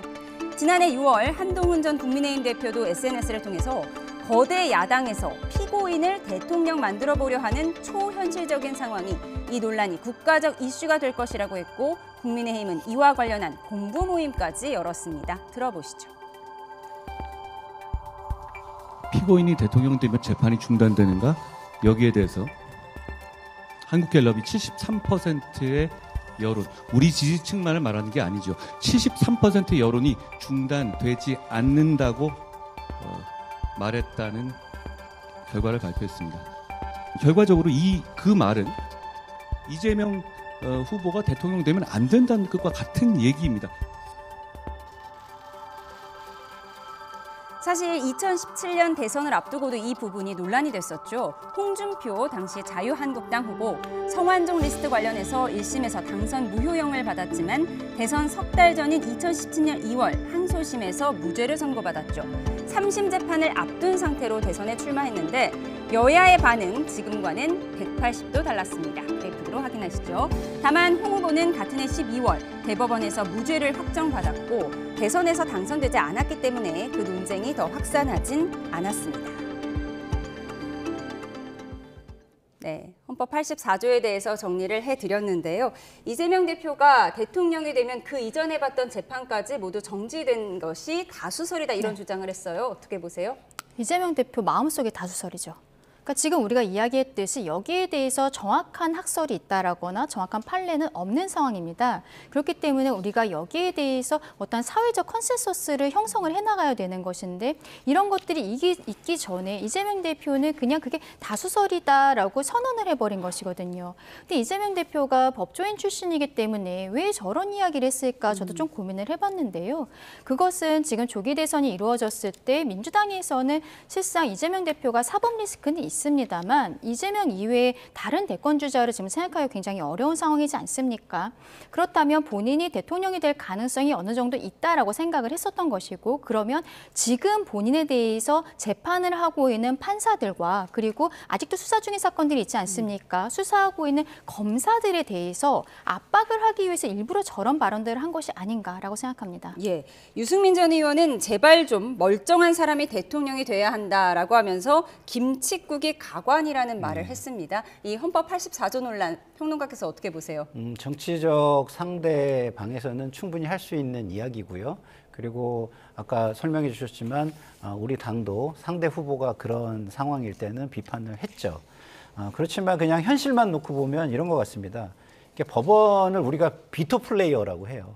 그러니까 사회의 수많은 것들이 우리의 결정으로 막아진다면 그 플레이를 해야 되겠다라고 생각을 해서 그게 하나의 기준으로 만들어 버립니다. 최종적으로 맨 마지막 의사결정자라는 의미이죠. 이게 거부권을 통해 그러니까 사회의 어떤 거를 거부함으로써 다른 모든 제도를 만드는 역할을 하는 겁니다. 그런데 이게 첫사례이기 때문에 이게 정말 비토 플레이를 해야 될 정도의 사안이냐를 굉장히 고민할 것 같은데 저는 사실상 못할 거라고 봐요. 네, 왜냐하면 이런 겁니다. 이게 헌법상으로 중지가 안 된다고 하더라도 사실상 저는 사법자제에 의해서 사실상 정지될 거라고 보는 이유가 자 유권자 좀 아까 한동훈 대표가 73% 유권자가 이게 문제가 있다. 정지가 아니다라고 생각한다고 했잖아요. 그럼 그 73% 유권자는 이걸 감안해서 투표를 한다고 봐야 되는 겁니다. 그러면 그 73%의 유권자가 이게 문제가 있다라고 생각하면서도 다른 후보가 더 문제가 있네라고 생각해서 이재명 대표를 뽑는다면 민주적 정통성이라는 거는 민주주의의 정통성은 선거, 유권자의 선택에 의해서 나오기 때문에 이재명 대표의 정통성이 제일 큰 거예요. 그래서 사법자제로 저는 들어갈 수밖에 없는 현실적 상황이 될 것이다. 전 이렇게 보는 겁니다. 그래서 과연 법원이 심지어 할 수 있다고 하더라도 그거를 움직일 것이냐? 저는 그렇게 하기는 어려울 것이다라고 봅니다. 예, 대통령 재임 중에 그 이전부터 진행된 재판이 정지될지의 여부 계속해서 논란이 될 것 같습니다. 이어서 갤럽 여론조사 결과를 보도록 하겠습니다. 그래픽 보여주시죠. 네, 오늘 나온 갤럽 여론조사 결과입니다. 정당 지지도 보면요. 민주당이 40%, 국민의힘이 34%로 나타났는데 국민의힘의 상승 추이가 조금 꺾였다는 생각이 드는데요. 변호사님 어떻게 보십니까? 그렇죠. 그럼에도 불구하고 실상 탄핵 초기에 비하면, 그러니까 비상계엄 초기에 비하면 올라간 상태에서 어느 정도는 유지하고 있다라고 말씀을 드리고 싶습니다. 그동안에도 국민의힘의 지지율이 계속적으로 올라갔던 것, 이런 것은 국민의힘이 잘한다기보다는 실상은 민주당에서 잘 못했기 때문에 반사작용으로서 국민의힘이 지지율이 올라간 것이 아니냐라고 평가하는 분들이 많이 잠시만요. 있었거든요. 어제 나온 MBS 여론조사도 보여주시죠. 네, 어제 나온 MBS 조사에서는 국민의힘이 민주당을 오차 범위 내에서 앞서는 결과가 나왔거든요. 큰 차이는 없는 형태예요. 지금 여론조사는 그 다른 회사들이 여러 군데에서 하고 있습니다만 전체적인 추이를 봐야 되는데 앞서 제가 말씀드린 것처럼 12월 초에는 국민의힘이 거의 바닥 정도를 찍었던 것이죠. 그런데 그 이후에 계속적으로 올라오고 이후에는 조금 비등비등한 형태로 1월, 2월은 계속적으로 가고 있는 것입니다. 거의 오차 범위 내에서 대부분의 여론조사들이 나오고 있는 것입니다. 인데요.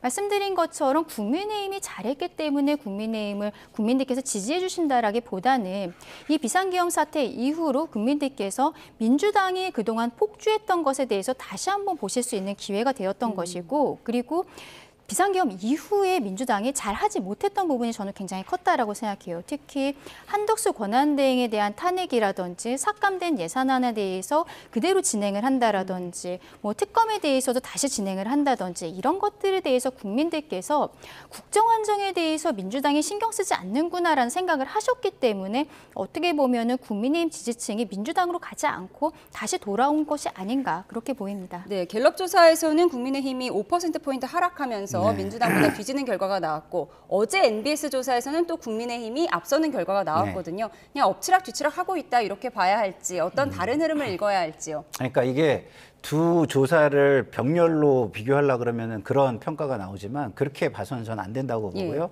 한 조사의 추세를 보는 게 저는 맞다고 봅니다. 그러면 추세가 어떻게 보는 게 맞냐면 탄핵 이후에 계엄 이후에 국민들은 이 계엄이 정말 잘못됐다라고 생각해서 집권 세력에 대한 비판적인 의식이 높아졌죠.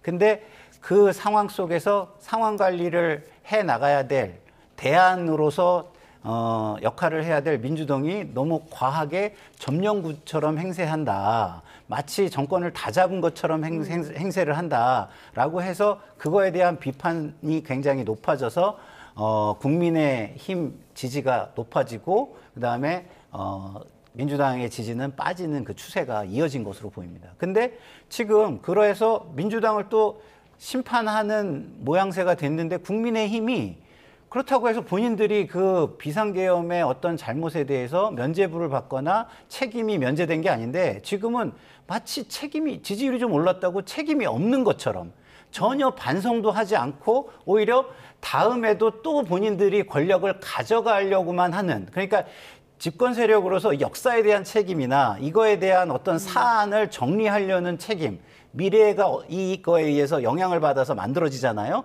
그런 거에 대한 책임은 전혀 보여주지 않고 무책임하고 자기 이익만을 위해서 주장하고 싸우는 모습을 보면서 오히려 또 그것이 과도하다 느끼고 그거를 심판하는 흐름이 또 만들어지고 있는 거 아닌가 싶습니다. 국민들의 견제구가 반영된 지난 한 주의 여론조사까지 분석해봤습니다. 지금까지 강전의 국민의힘 대변인 김상일 정치평론가와 함께했습니다. 고맙습니다.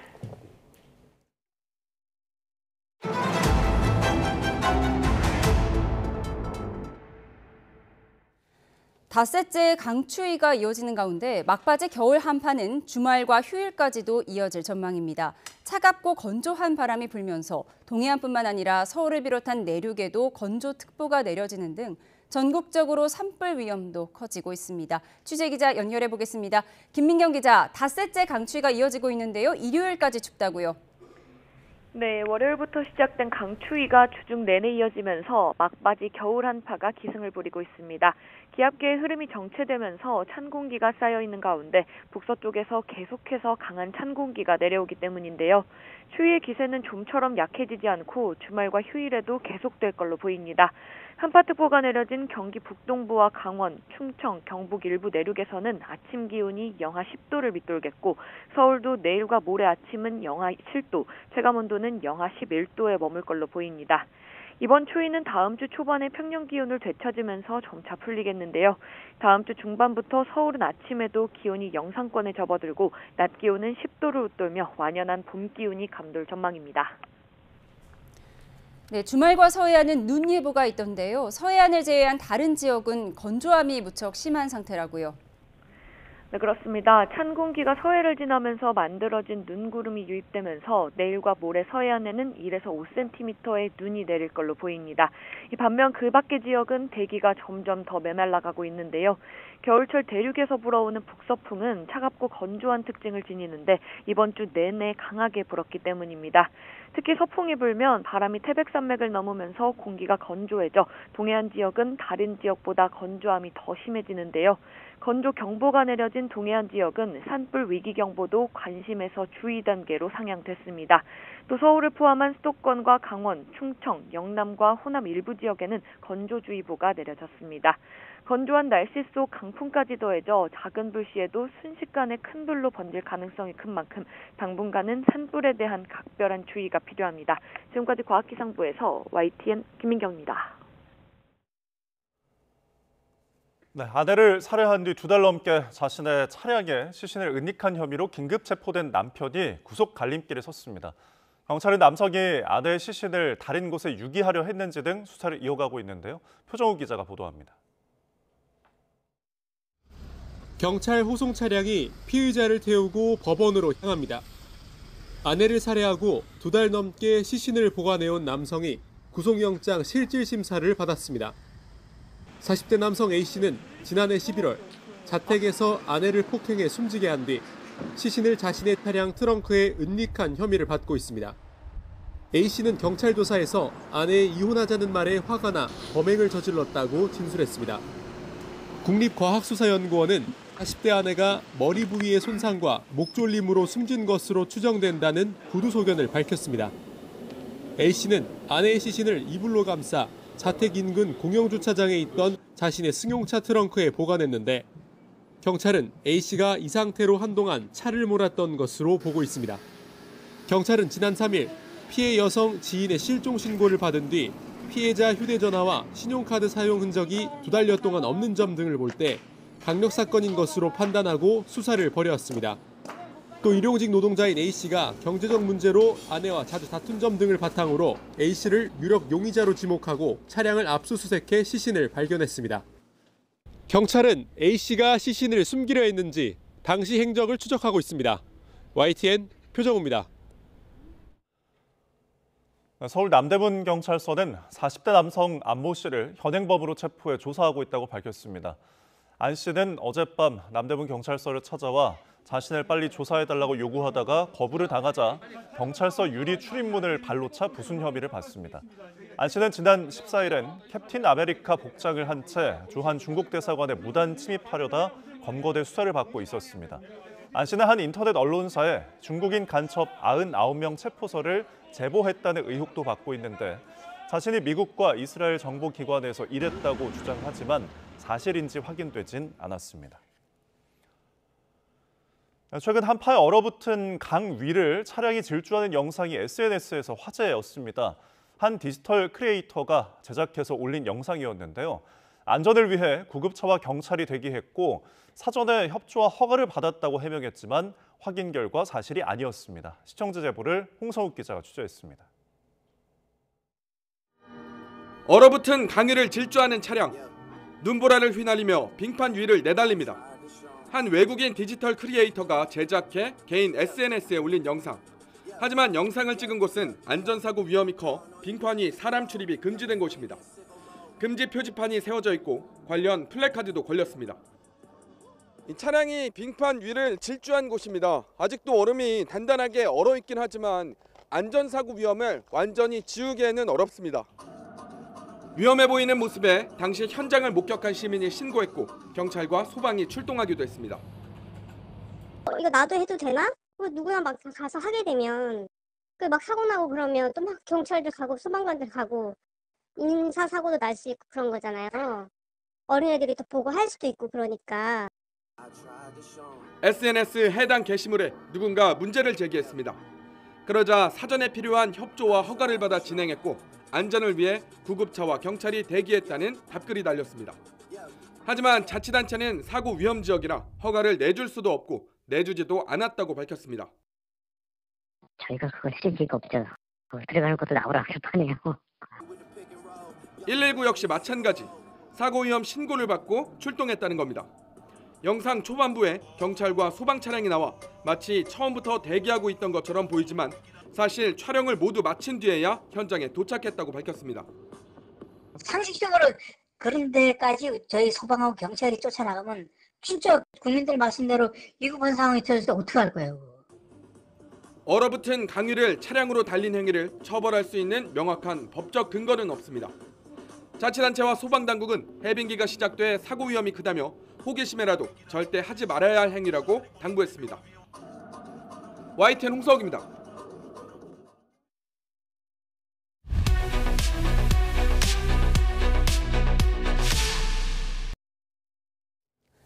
(40대) 남편이 아내를 살해한 뒤 2달 넘게 차 트렁크에 시신을 숨겨오다가 경찰에 붙잡혔습니다. 또 박정희 대통령을 살해해 사형당한 김재규 사건이 거의 반세기 만에 재심이 결정됐는데 이 내용도 자세히 살펴보겠습니다. 이은희 변호사 스튜디오에 나와 있습니다. 어서 오세요. 안녕하세요. 네, 아내를 살해하고 그 시신을 차 트렁크에 싣고 다녔다. 네. 이게 어떤 사건이죠? 이제 경기도 수원에 있는 한 40대 남성이 이제 자기 아내를 살해한 다음에 차 트렁크에다가 넣고 약 3개월 정도를 이제 넣고 다니기도 하고 어딘가 차량을 주차해 놓기도 하고 이러면서 이제 유기했다가 그런 부분들이 주변에 실종 신고 같은 것들을 통해서 경찰이 이제 수사를 하고 그 포위망이 이제 좀 좁혀가면서 이 체포영장 그리고 이제 뭐 압수수색 영장 이런 것들이 발부되는 과정에서 시신이 발견되고 뭐 이렇게 되면서 불거진 사건입니다. 예. 2달이면 굉장히 짧지 않은 기간이잖아요. 이미 네. 살해를 저지른 후니까 시신의 상태가 좀 많이 부패했을 것 같은데. 2달이 아니고 거의 석 달인 네. 상황인데요. 이제 평소 같으면 원래 시신이 부패를 합니다. 시간이 네. 지나면. 그런데 이제 보통의 경우에는 미라 혹은 뭐 실압화 이런 현상을 통해서 시신이 이제 좀 보존이 되는데 이 상황 같은 경우는 날씨가 한몫한 겁니다. 그래서 이제 지금 가해자의 말에 따르면 11월 26일에 아내를 살해한 것으로 나오는데 지금 이제 최근에 발견된 거잖아요. 그러니까 가장 추운 기간 동안에 유기가 돼 있던 거예요. 차량에. 덕분에 이제 시신이 많이 훼손되지는 않은 상태로 발견된 것으로 보입니다. 네, 2달에서 석 달가량 숨기고 다닌 건데 네. 어떻게 드러난 거죠? 초기 수사는 어떻게 진행됐고 또 트렁크에 있다는 건 어떻게 알게 된 거예요? 지금 이제 이 가해자와 피해자 이게 부부인데 이 사람들이 이제 굉장히 그 사이가 좋지 않았었던 거예요. 이제 살해 즈음에는. 근데 그게 이제 쌍방 간의 어떤 것인지 아니면은 조금 더 가해자의 가정 폭력이 좀 더 강한 것인지는 아직 수사를 좀 더 해봐야 아는 상황입니다. 다만 그런 상황 속에서 지금 이제 이 피해자가 연락이 되지 않으니까 피해자의 주변인이 실종 신고를 한 겁니다. 그러면 보통 경찰에서 뭘 살펴보게 되냐면 생존 반응이라는 걸 살펴보게 됩니다. 생존 반응이요? 네. 그래서 생존 반응이 뭐야 이렇게 생각하실 수 있는데 그냥 흔히 우리가 일상을 이제 생각해 보면 뭐 나와가지고 돌아다니면 뭐 카드로 뭐 교통비를 찍는다든가 휴대폰으로 뭐 문자를 보낸다든가 뭐 전화를 한다든가 이런 일들을 하잖아요. 그럼 이런 흔적들이 있습니다. 그런데 이런 흔적이 전혀 발견되지 않은 것이죠. 그래서 경찰에서는 중대 범죄가 일어난 게 아닌가를 보고 이제 수사를 하다 보니 아무래도 이제 주변의 진술 같은 것들이 가정 폭력이 있었던 상황이었기 때문에 좀 남편을 용의자로 보고 이제 특정하고 이제 수사를 하던 과정에서 이제 이런 범죄가 발견되게 된 것입니다. 네. 아까 설명하신 것처럼 시체가 이제 겨울에 한파 때문에 그렇게 부패가 안 됐다고 하셨는데 그럼 부검을 했을 때 좀 사인이 확인된 게 있나요? 현재 국가수에서 1차 부검 소견으로는 아내에게 목졸림의 흔적이 있고 머리에 이제 외상이 있다. 그래서 지금 이 가해자의 이제 진술에 따르면 아내를 이제 머리를 많이 때리고 이제 폭행했다라고 얘기하고 있고 일단 전반적인 상황은 우발적으로 살해한 것처럼 이야기하고 있는데 좀 더 이제 2차 부검 등 통해서 목을 졸라 살해한 것인지 아니면 이제 머리를 때려 이제 살해를 한 것인지 이런 것들을 좀 더 살펴봐야 사실은 이게 우발적인 것인지 조금 더 계획적인 것인지를 알 수 있을 것 같습니다. 말씀하신 것처럼 우발적 범죄인지 계획적 범죄인지 이 부분이 나중에 형량에는 큰 영향을 주잖아요. 근데 지금 해당 남성은 아내가 이혼하자고 해서 화가 났다고 진술하고 있는데 이 부분은 어떻게 영향을 줄까요? 보통 이제 우리가 살인죄를 의율할 때 이제 그 동기에 따라서 5가지 유형으로 나누게 됩니다.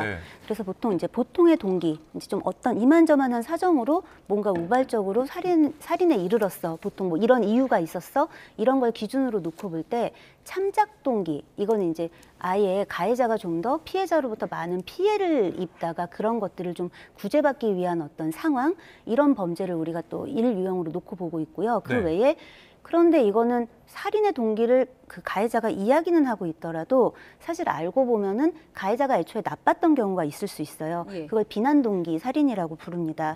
그리고 이제 강간을 하려고 했다든가 강도를 하려고 했다든가 하는 중대 범죄가 결합되어 있는 목적의 살인이 있고 우리 이제 묻지마 살인이라고 흔히 얘기되어지는 인명경시 살인 이렇게 5가지 유형으로 나뉩니다. 이 사건은 그런데 가정폭력의 전조가 있었잖아요.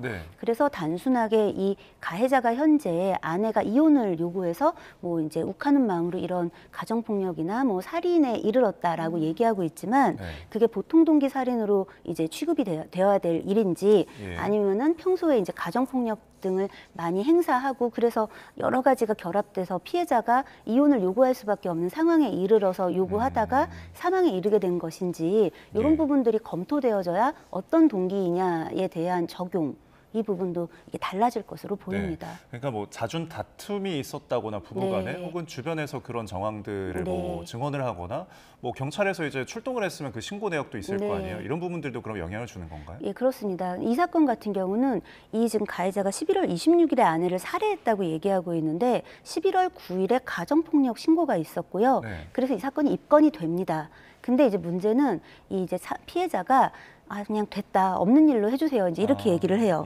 그래서 11월 9일에 신고된 사건이 11월 21일에 분리조치 등 되지 않은 상황에서 그냥 검찰로 송치는 되는 그런 상황에서 계속 분리조치되어 있지 않다가 26일에 이제 살인 사건으로까지 이어진 그런 상황으로 보입니다. 예, 너무나 끔찍한 사건을 살펴봤는데 그런가 하면 경기 남양주에서는 또 23개월 아기가 숨진 채 발견이 돼서 또 충격을 주고 있었어요. 사건 개요 좀 설명해 주시죠. 그 남양주에 이제 한 부부가 있었는데 30대 부부가 있었고 이들에게 23개월 된 아기가 있었던 겁니다. 그런데 이들이 이제 두 부부가 밤 10시경에 PC방을 가요.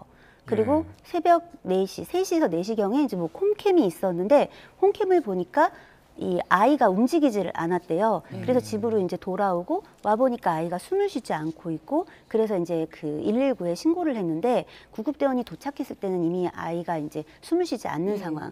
아기가 엎드린 상태에서 맞습니다. 심정지로 발견됐다고요. 네, 그래서 아이가 엎드려 있는 상황은 보통 똑같은 경우에서 호흡곤란 같은 것들이 오기가 좀 더 용이한 상황이고 홈캠으로 보통 보았다라는 이런 종류의 사건에서 그런 주장을 하는 경우가 많은데 이렇게 보호가 필요한 아주 어린아이 뭐 혹은 심각한 장애가 있다든가 나이가 굉장히 많은 노인들 이런 사람들은 뭔가 홈캠으로 이상 징후가 발견된다고 하더라도 가가지고 조치를 할 땐 이미 늦는 거죠. 그렇기 때문에 조금 이런 부분들은 좀 안타까운 부분이 있습니다. 네.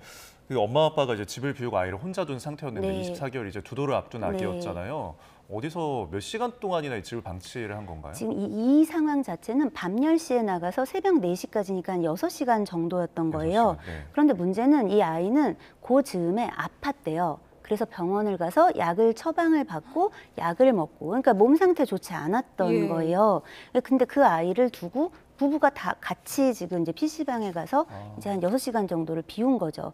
시간적으로 아주 장시간이었냐라고 볼 수는 없겠지만 전반적인 상황으로 둘 중 한 명 정도는 집에 있어야 하는 있는 게 맞는 통상의 상식적인 상황이었고 아이의 건강 상태가 좋지 않았던 점 이런 것들을 생각해 봐야 되고 국가수에서 1차 부검했을 때 외상이 발견되진 않았으나 아이에게 약물을 어느 정도 먹이고 나간 건지 같은 것들은 좀 점검될 필요가 있습니다. 왜냐하면 이런 종류의 어떤 사건들에서 보면은 아이에게 수면제나 감기약 같은 데 보면 수면제가 많이 들어있잖아요. 그래서 이런 것들을 뭐 한 봉을 먹여야 되는데 2봉, 3봉 같이 이제 막 먹이고 그리고 아이를 재워놓은 다음에 이제 나갔다가 이런 이제 상황에 이런 끔찍한 상황에 이르는 일들이 많기 때문에 이런 부분들도 추후 조사가 이제 보완되어야 될 것으로 보입니다. 어떻게 아픈 아이를 두고 가서 게임을 할 수 있었는지 정말 이해가 되지 않는데 이렇게 아기를 방치한 사건이 사실 이번이 처음은 아닌데요. 이런 경우에 어떤 처벌을 받게 되죠? 이 아동학대 범죄에 관한 특례법에서는 아동학대 살인도 뭐 의유라고 있지만 아동학대 치사도 의유라고 있습니다. 아동학대 치사가 아이를 뭐 때리고 냅두고 아이를 안 먹이지 않고 냅두고 이런 일들도 있겠지만 아이를 방치하는 거, 돌봄이 필요한 아이를 돌보지 않고 이제 이렇게 버려두는 걸 우리가 유기라고 얘기하는데 유기했다가 사망하게 되거나 뭐 이런 것들을 아이를 돌보지 않고 방임했다가 사망하게 되는 경우에 유기치사죄 같은 것들이 적용되게 됩니다. 예, 알겠습니다. 자, 다음 주제는 저희가 영상을 보고 또 이야기 나눠보도록 하죠.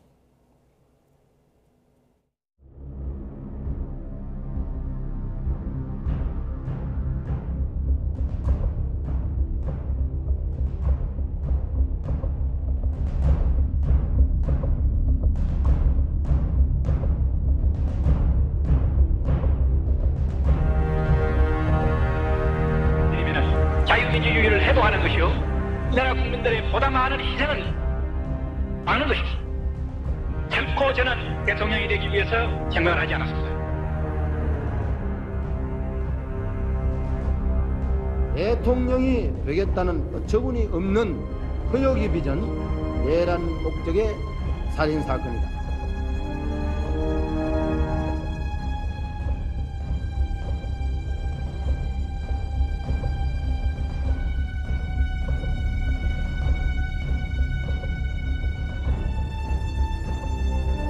기소하고 6개월 만에 사형이 집행이 됐는데 이제 당시 그 변호를 맡았던 안동일 변호사님 이런 얘기를 하더라고요. 이거는 재판이 아니라 개판이었다. 제가 어떻게 하기를 원하십니까?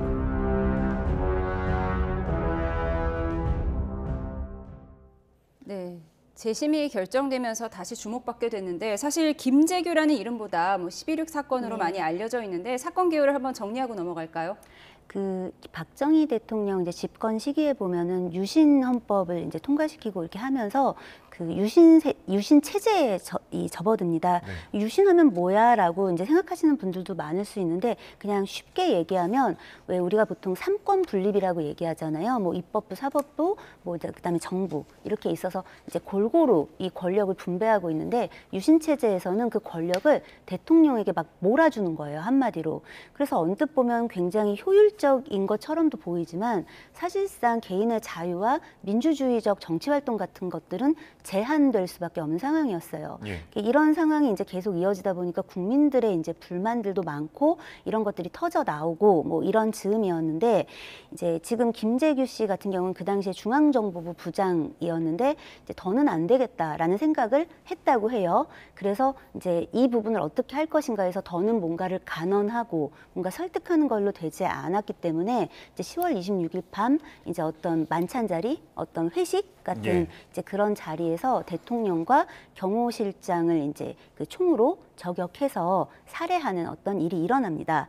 그런데 이제 이 사건이 그 당시에 그 직후에 이제 신군부 쿠데타가 이제 일어나면서 내란 목적 살인죄와 내란 수계 미수죄로 의율이 되고 아주 그냥 삽시간의 재판이 이제 이루어지면서 이제 이 사형이 집행돼서 이제 끝나게 된 그런 사건입니다. 네, 지금 언급한 이 인물 김재규 전 중앙정보부장 살해를 한 당시에 이제 체포가 돼서 군사법원으로 넘겨졌고 이 7개월 만에 사형이 집행이 됐더라고요. 당시 혐의가 이제 내란 목적 살인인데 이게 정확히 어떤 혐의인가요? 우리가 이제 아까 그 이야기할 때 우리가 살인의 이제 동기를 이야기했었잖아요.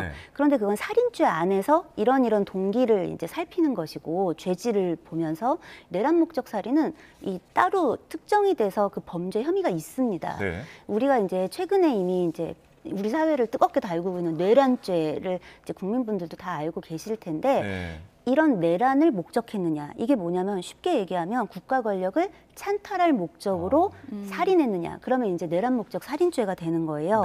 그래서 이제 그 당시에는 군사법원에서 지금 이제 김재규 전 중앙정보부 부장이 대통령이 되기 위해서 국가 권력을 찬탈하기 위해서 대통령을 국가 원수를 암살했다. 이제 이렇게 평가하고 판단했던 사건인 거죠.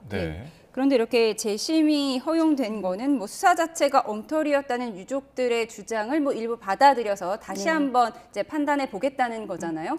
한국의 재심 제도는 사실 굉장히 깐깐합니다.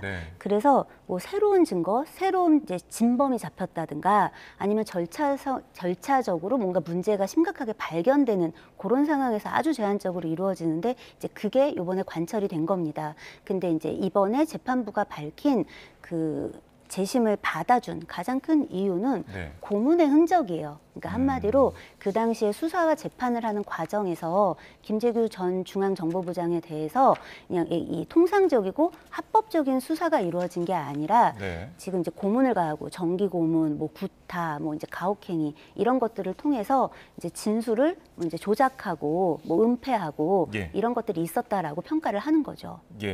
이 구타 폭행 어떤 가혹행위가 있다. 이 규명을 해야 되는 부분인데 그럼 재판은 어떻게 이루어지게 되는 건가요? 재심 재판이 이제 열리면 통상 우리가 재판을 했던 그 과정이랑 비슷하게 그냥 이 프로세스를 따라가게는 됩니다.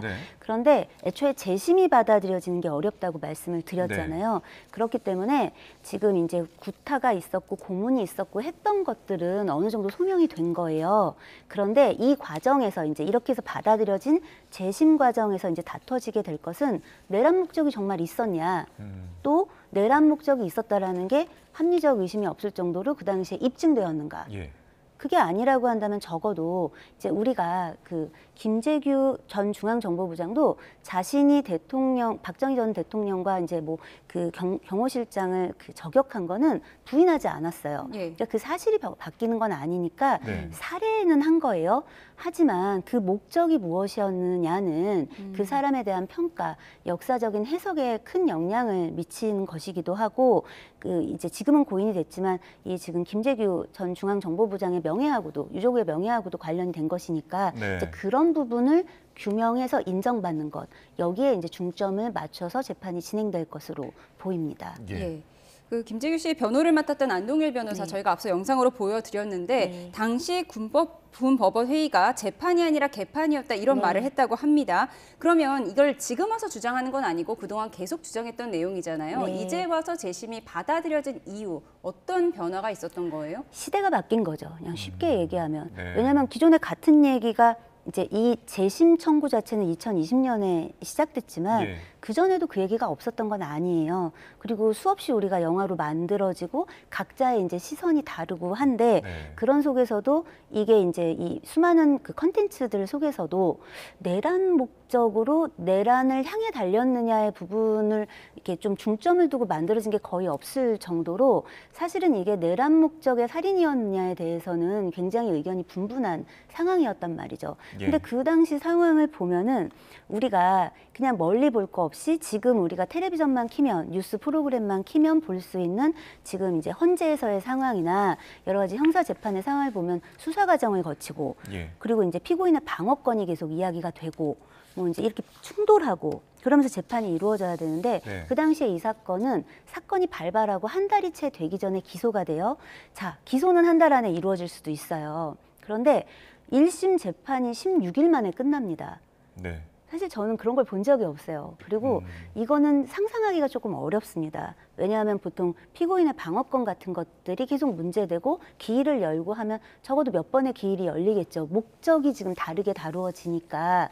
그러면 적어도 한 달, 두 달은 재판이 아무리 짧게 잡아도 가야 된다고 봐야 되는데 16일 만에 그 재판이 끝나고 사형이 선고가 됩니다. 주말을 빼면 사실상 2주 정도 되는 거잖아요. 이제 이렇게 되고 심지어 항소심은 6일 만에 끝납니다. 이제 그리고 대법원에서 확정이 되고 난 다음에는 나흘 만에 사형이 집행이 됩니다. 이런 것들을 이제 지켜봤을 때 그 당시에 어떤 이 적어도 수사와 재판에 문제가 있었다라는 거는 법조인들이라면 재론의 여지가 없지 않을까 싶어요. 그런데 그런 부분들이 받아들여지는 정도의 어떤 환경 이 갖추어지는 데까지가 45년이 걸린 겁니다. 사실 유족들이 이 재심을 하면서 내란 목적 살인이라는 꼬리표를 이제 떼기 위한 거긴 한데 결론은 그럼 어떻게 날 거라고 보세요? 저는 그 꼬리표를 좀 뗄 것 같습니다. 왜냐하면 다른 걸 다 떠나서 내란 목적이 아니었다는 규명이 안 될 수도 있겠죠. 목적이 무엇이었느냐는 죽은 사람이 말이 없잖아요. 지금 말을 들을 수 없고. 하지만 그 당시에 내란 목적이었음에 대한 충분한 입증이 되었는가. 이 부분에 대해서는 입증되었다고 보기가 좀 어려울 것 같아서 사실은 긴 시간 걸렸지만 이 지금 재심이 청구돼서 인용되는 데까지가 지금 5년이 걸렸거든요. 그렇지만 적어도 올해 혹은 내년 초 정도에는 내란 목적 살인은 좀 부정되는 그런 판결을 우리가 볼 수 있지 않을까 기대해 봅니다. 알겠습니다. 자, 지금까지 사건 사고들 이은희 변호사와 함께했습니다. 오늘 말씀 고맙습니다. 고맙습니다. Make America great again.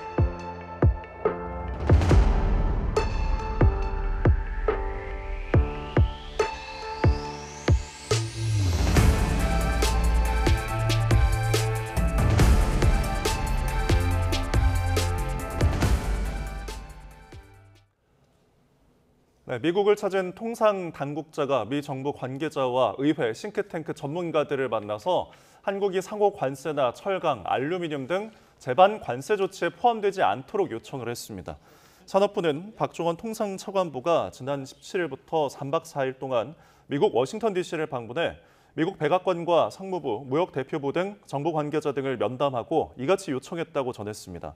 특히 우리 기업의 대규모 대미 투자에 따른 미국 경제 기여도를 설명하고 한미 FTA에 따라 양국 간 거의 모든 품목에 대한 관세가 이미 철폐되었음을 강조했다고 덧붙였습니다.